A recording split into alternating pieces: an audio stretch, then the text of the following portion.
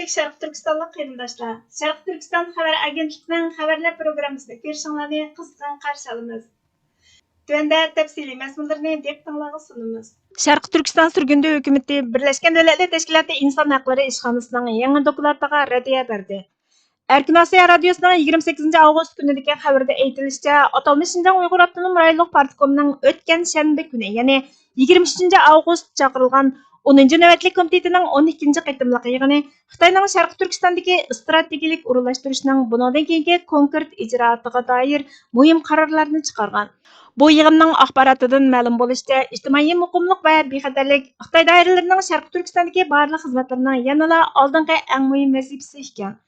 Yig'inda millionlagan Uyg'ur va boshqa turkiy xalqlarni lagerlarga qamab, ularga irqiy qirg'inchilik qilish bilan ayblanayotgan 30 milliondan ortiq nüfusga ega Sharq Turkistonni Xitoyning jug'rafiyalik siyosiy xavf-xatarlarga qarshi strategik to'siqiga aylantirishni o'ttirg'a qo'ygan.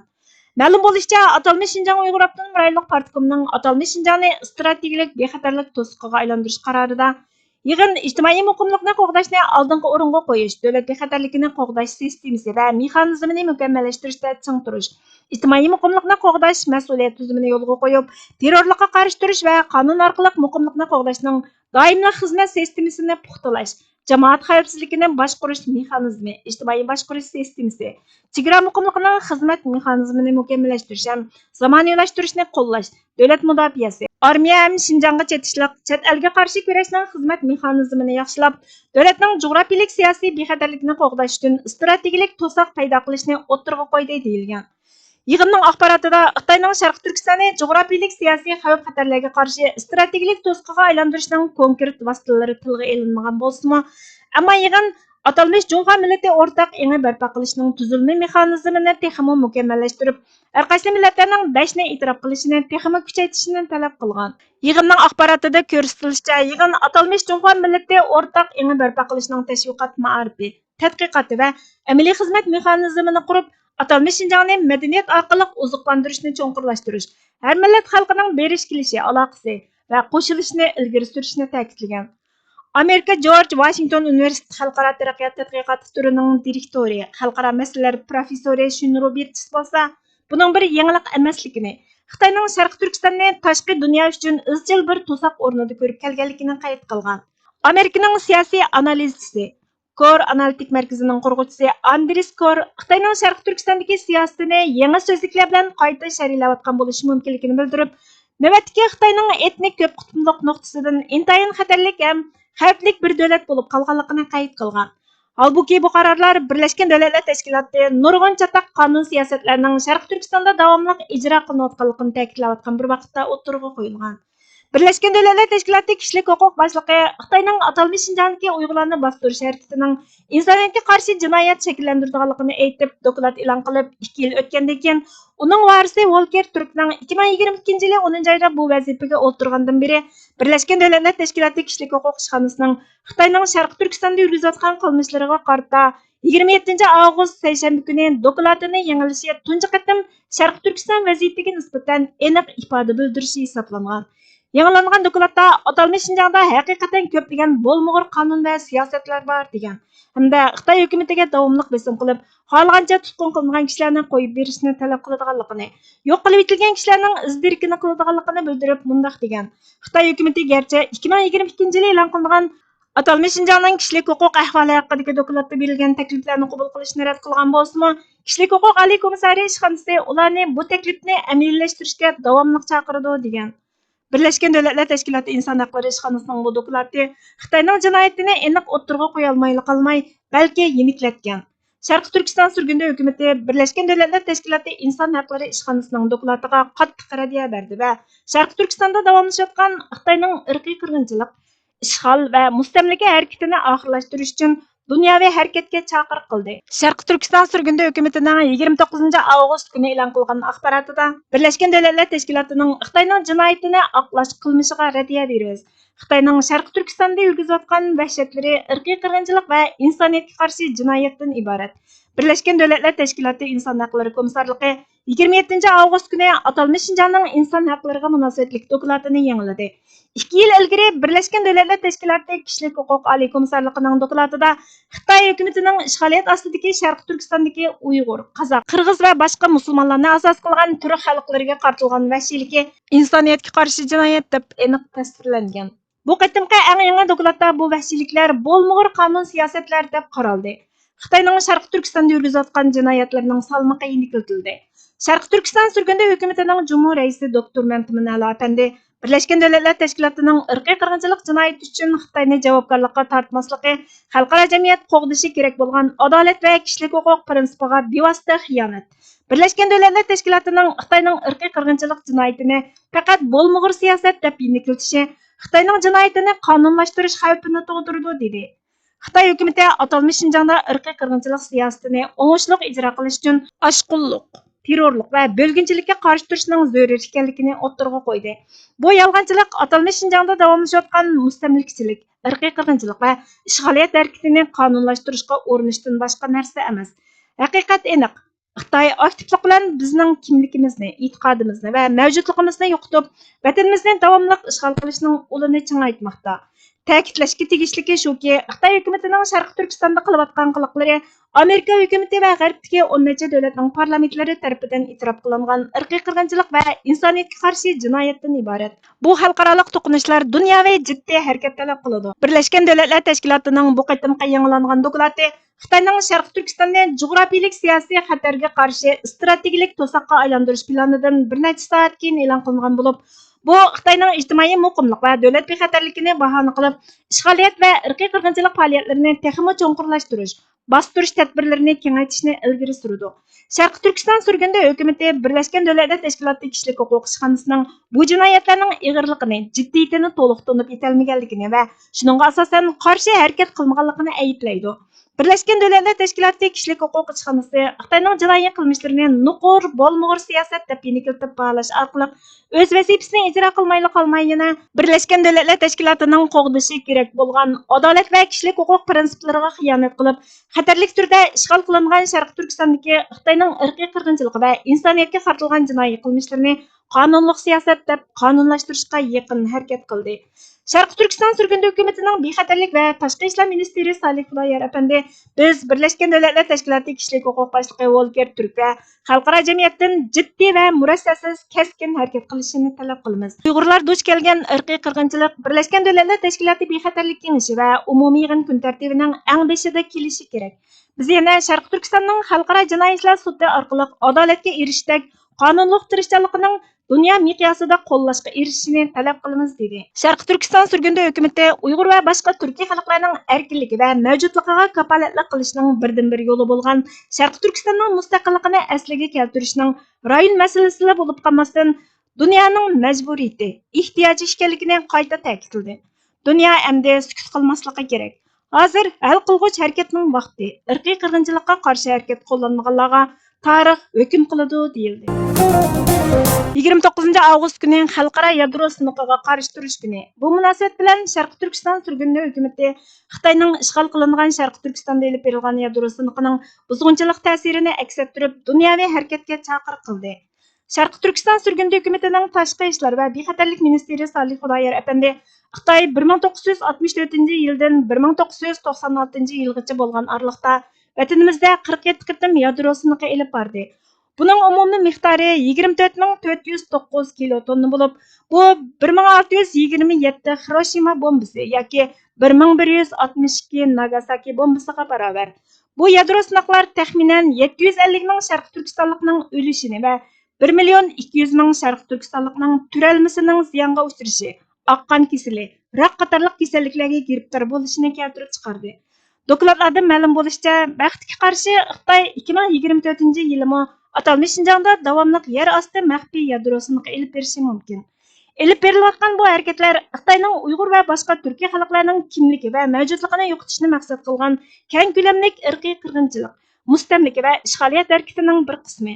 Xalqaro jamiyat bu harakatlarni Xitoyning irqiy qirg'inchilik tun tartibining bir qismi deb tunib, darhol keskin tadbir qo'llanishi kerak.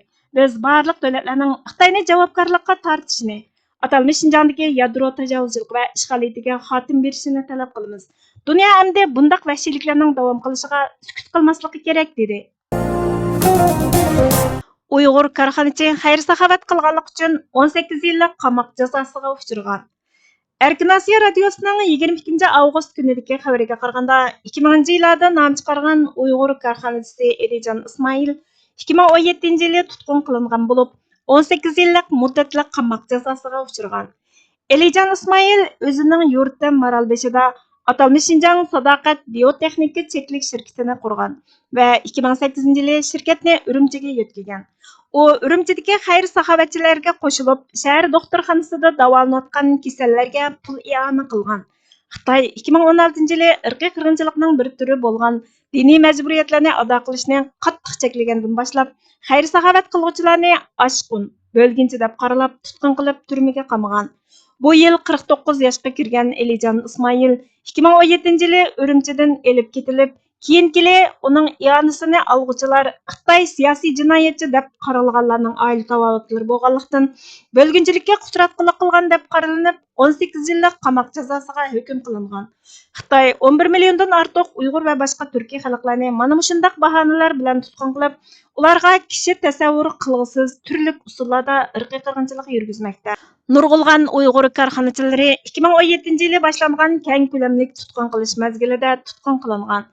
Erkin Asiya radiosi ularning orqa ko'rinishini tekshirgandan keyin ularning jazo muddati va turmaga tashlanganligi to'g'risidagi tafsilotlarni, ya'ni Elijon Ismoil va boshqa egilik tiklovchilarning nomratlarga iqtisodiy jihatda yordam berganligi, tutqun qilinganlarning ayoli va bolalarining holidan xabar olganligini, 2014-yildan boshlab 10 mingdan ortiq kishiga pul va moddiy buyumlarni yig'ib tarqatib berganligini, Elijon Ismoil yordam qilgan 12 oilaning Xitoy siyosiy mahbus deb atalgan oilalardan bo'lishi mumkinligini, Elijon Ismoilning delosiga chetishliq 20 dan ortiq kishining tutqun qilinganligini, ularning hech qaysisining qo'yib berilmaganligini, jazo muddatining aniq emasligini, Elijon Ismoilning pul yig'ish, taqsimlashga yetakchilik qilganligini oshkorlagan.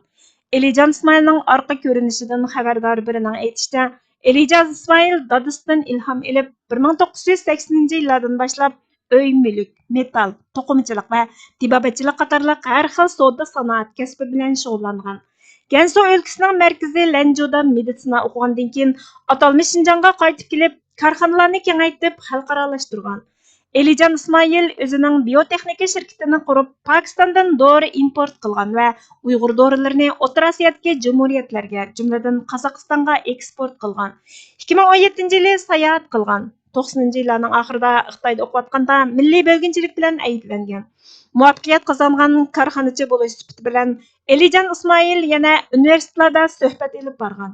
Uni taklif qilgan yoki uning darslariga qatnashganlar tajovuzchi Xitoy doiralari tomonidan tekshirilgan. Bu yil 6-oyda Xitoy doiralari suhbatning sınırlarini tushirgan 7-8 odamni tutqun qilgan. Xitoy josuslik aeroplani Yaponiya havo bo'shlig'iga xiloflik qilgandan keyin Yaponiya kurashchi aeroplanlari tomonidan bartaraf qilingan.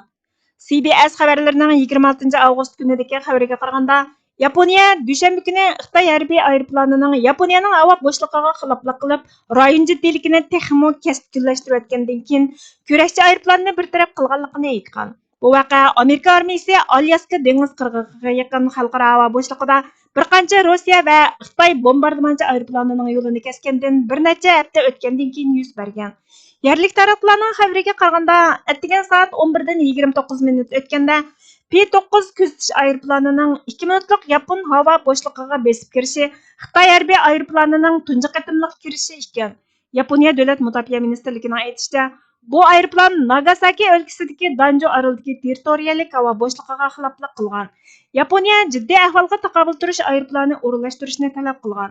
Diplomatiya ministrligining bayonotida muavin tashqi ishlar ministri Masataka Okano dushanba kuni kechda Xitoyning muvaqqat bosh elchisini chaqirtib, qat'iy e'tiroz bildirdi. Shundaqla qayta tadbir qo'llanishga chaqirdi deyilgan. Xitoy diplomati buningga javoban bu ishning Beijingga doklad qilinganligini aytgan. Yaponiya armiyasining xabariga qaraganda, u 2023-yili 4-oydan 2024-yili 3-oygacha bo'lgan oralikda, garchi bu havo bo'shlig'iga xiloflik qilishni o'z ichiga olmagan bo'lsa-mu, 669 qitimga yaqin bir taraf qilgan aeroplanning 70% Xitoyning harbiy aeroplaniga qartilgan. Yaponiya davlat mudofaa amaldorlari Xitoy bilan Rossiya havo armiyasi o'rtasidagi harbiy hamkorlikning kun sayin kuchayishiga, Xitoyning Yaponiya dengiz tavalligi va havo bo'shlig'i atrofidagi kun sayin jonlanayotgan faoliyatlariga ko'ngil bo'lmoqda ekan. U Tokioning Yaponiyaning g'arbiy janubdagi mudofaasini ko'rinarli kuchaytirishini, jumladan Yaponiyaning rayondagi mudofaa strategiyasining ochqichi deb qaralgan Yiroq orollarni o'z ichiga oladi ekan. Necha 10 yil mobaynida tinchlikni tashabbus qiladigan Yaponiya Amerikaning ilhomlantirishi bilan mudofaa chiqimini oshirib, qaytarma zarba berish iqtidorini kuchaytgan. 4-oyda Prezident Bayden va Yaponiya bosh ministri Fumio Kishida texmo yaqin harbiy va axborot hamkorligi planini e'lon qilgan. Tokio yana rayondagi davlatlarni chorlash paraxodi qatorliq mablag' va uskunalar bilan ta'minlayotgan bo'lib, Filippin bilan kelishim hosil qilib, Filippin bilan bir-birining tuproqiga askar o'rinlashtirishga qo'shilgan. Yavaşның müngüzü içide degan so'z kunimizda mazlumning müngüzü içide deganga o'zgarayotgandek bir kayfiyat shakllanib turibdi. Yuqorqi tamsil haqiqat suyi bilan irg'dalmagan tuyg'u va mutiyalarini, durustlik va samimiyatdan nesibilangan maqsad va orzularini rayishliq tusida berilgan tashqi tutum va harakatlar bilan yo'shirishga tirishadigan muloyim ko'rinib, ammo pinhonlik ichida haqiqiy badbashira xarakteri bo'yicha ish tutadigan olako'ngil kishilarga qartilganligi ma'lum. Ne acayipki, bugungi xeli ko'rinarlik salmoqni egallagan va bir qancha yil mobaynida vatandagi zulm va qirg'inchilikqa qarta ovoz chiqarib kelayotganlar to'pida birdilla uni kesilish yoki pasayish holati bosh ko'tarib qoldi.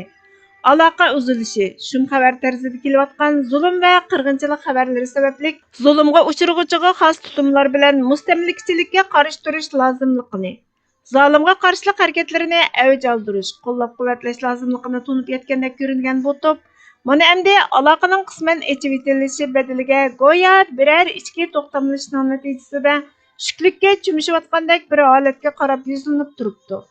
Bu turdagi ahvollar amaliyotda xarakterga singib ketgan qulluq zihniyatning ifodasi bo'lib, aloqa uzganda jahonni boshqa kelgidek mazlum qiyofatida harakat qilish, aloqani echivitishiga ulgurib, mustamlikachining ushbu rayim shafqatidan darhol ta'sirlanib pastgo'yga tushishga boshlash, qayta uning g'azabiga duchor bo'lib, yana qayta aloqa mahrumligidan nesilanmaslik uchun mazlumga xos qarshilik ro'yini birdilla yavash fuqaroga aylanish vaziyatiga yangushlash, tajovuzchining fuqarosiga aylanish salohiyatini yanglashga tutunish qatorliqlar darvaqa müngüzi ichiga qarab o'sib ko'nib qolgan mazlumlikning ifodalaridandir.